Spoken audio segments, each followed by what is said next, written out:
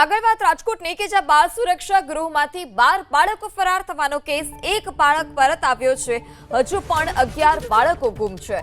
Police અને crime બ્રાન્ચની ટીમે તપાસ હાથ ધરી. અલગ અલગ દિશામાં તપાસનો ધમધમાટ શરૂ કરાયો છે. સીસીટીવી ફૂટેજની પણ હાલ અત્યારે તપાસ થઈ રહી છે.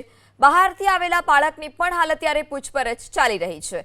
ડીસીપી જગદીશ બાંગરવા સહિતના અધિકારીઓ પણ ત્યાં બાળ સુધાર ગૃહ ખાતે પહોંચ્યા.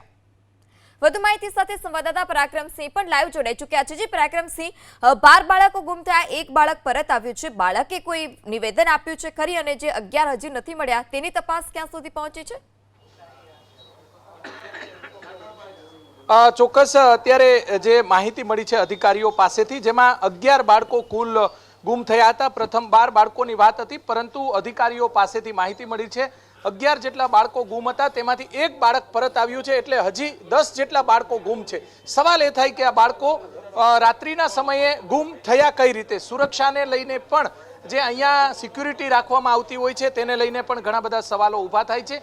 જિલ્લા કલેક્ટર સહિતના અધિકારીઓ પણ અહીંયા અત્યારે પહોંચ્યા છે. 10 બાળકોને શોધવા માટે અલગ અલગ ટીમો પણ જે ડીસીપી સહિતના અધિકારીઓ દ્વારા બનાવવામાં આવ્યું છે.